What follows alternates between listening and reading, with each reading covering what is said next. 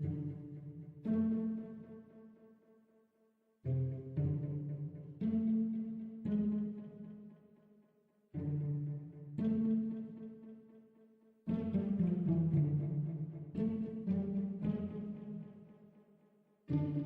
loved Pokemon as a kid. It was my favourite game ever. I don't have any of my old games because my mom sold them at a flea market. That night, I cried because my Pokemons were all gone. 20 years later, here I am on eBay trying to get Pokemon Yellow. The guy who owned it used the name Cliched Old Guy and had the price set to 1 cent. The item description read, "I got this game from a flea market where the guy running it said it was free, so I'm gonna make it 1 cent just because he said it was haunted." I was all like, no way is it haunted, and I bought it. It came to me in 2 business days, and as soon as I got it, I started it up. It played fine until I got to Lavender Town. You see, when I was a kid, I heard the Lavender Town theme and I almost wet my pants with urine. The music still creeped me out, and it got weird as soon as the music slowed down and the screen had a tint of blood red. After 10 minutes passed, I was in the bathroom for those 10 minutes, the music was slowed even more and the screen looked blood red, almost hyper-realistically blood red.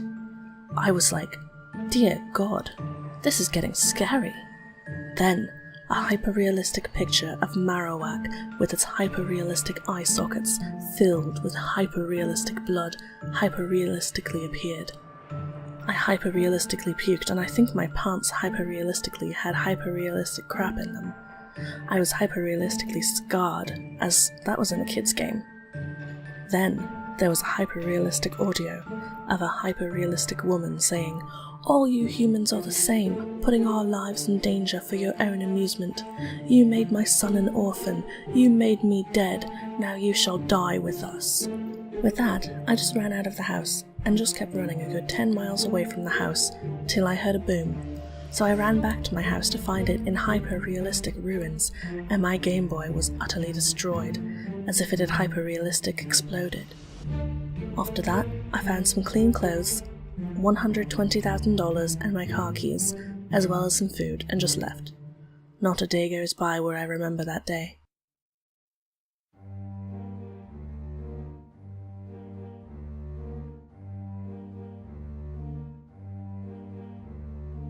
You sit at the restaurant with your young son. He says he is hungry. You agree to get him dinner. You open up to the kids' menu. Your child is far too young for adult food. Chicken Nugget stares at you from the page. You don't understand. Your palms get sweaty and your son complains. He says he is hungry. Your mind strains, searching for an answer in a world of sweet potato and French fried. You try to order the chicken nugget, but you cannot. The words cannot escape your lips. Your son is hungry, he complains. The waitress stares at you, her head a spinning chicken nugget, her arms swinging French fried. Your son cries the tears of a chicken nuggetless child. In your mind you scream. It is raining sweet potato now. You have French fried engraved on your left temple, and you do not understand. Your son weeps in the corner. He is starving. Starving for the chicken nugget. You watch as your son scarfs down nugget after nugget. He is satisfied. He loves the chicken nugget. You wonder if you could ever attain that kind of happiness in your own life. You quietly pay your bill and enter the street. Your son asks if you can buy him an ice cream. You enter Mrs. Moo's on Jefferson Street, hoping to order a rocky road. You look at the menu on the wall. Chicken nugget, $3.50. Chicken nugget, $4.75. Chicken nugget, $2.11. Chicken nugget, $6.65. It goes on and on. You are confused. Your son asks again for the chicken nugget. He is full, but wants chicken nugget for dessert. You ask the woman at the counter for a scoop of Rocky Road. She doesn't know how to respond. You get desperate.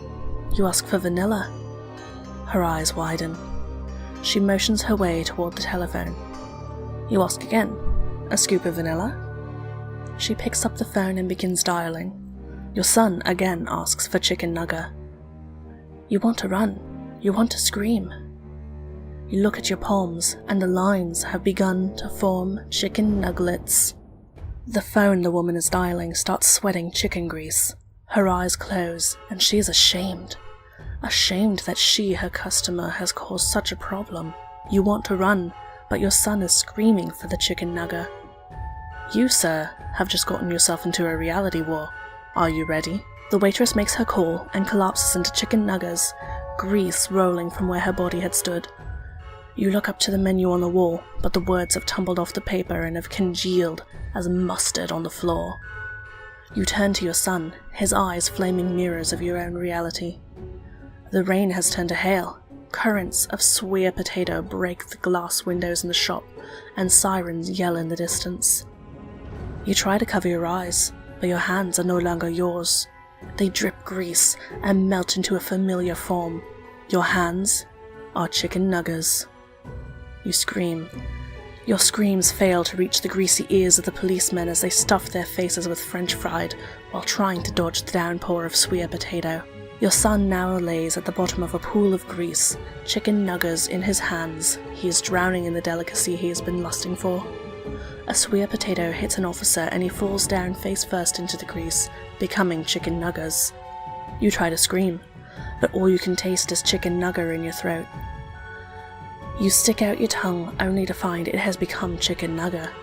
A sweet potato hits you on the head, and you fall to the floor, unable to move your greasy body. Thunder rumbles and the sweet potato downpour intensifies. French fried began to fall from the sky, covering the landscape in grease.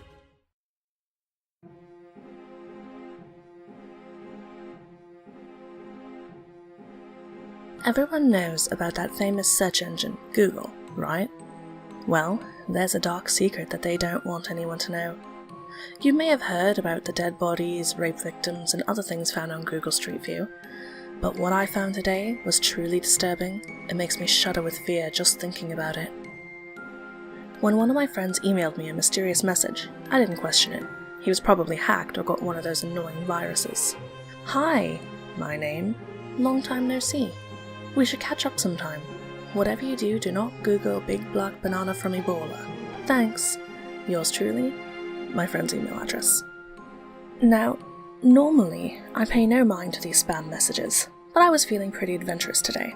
So, I opened up Google Chrome, got to my homepage, which is Google, if you haven't guessed, and typed in big black banana from Ebola into the search bar, and hit enter.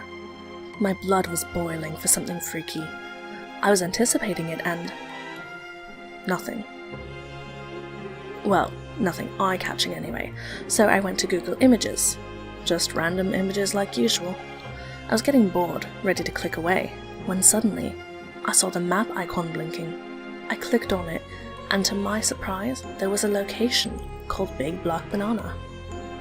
Now, this should have been a red flag, but I didn't question it at the time. I clicked to Street View, and what I saw next fills me with fear to this hour. It's been 3 hours. Dead bodies everywhere.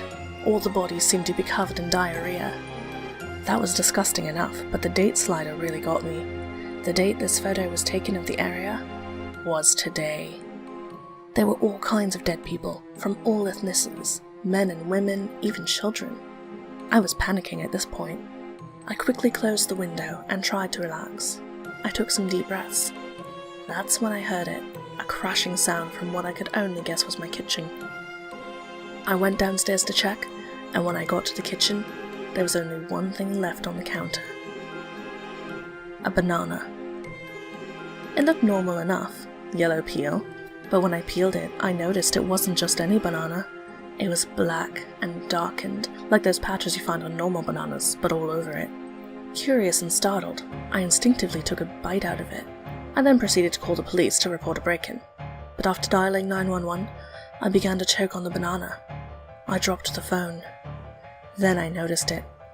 My skin had started to darken, and I looked just like the flesh of the banana.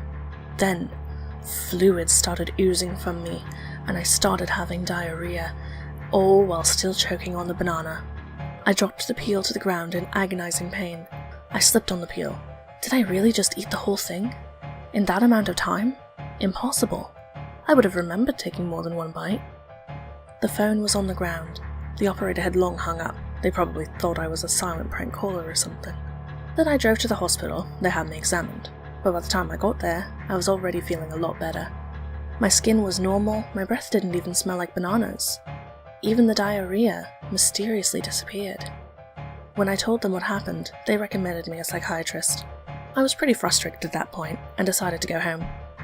When I got home, the peel was gone. I'm not crazy. I know this happened. I can't imagine what would have happened if I ate the peel too. So whatever you do, please don't Google big black banana from Ebola.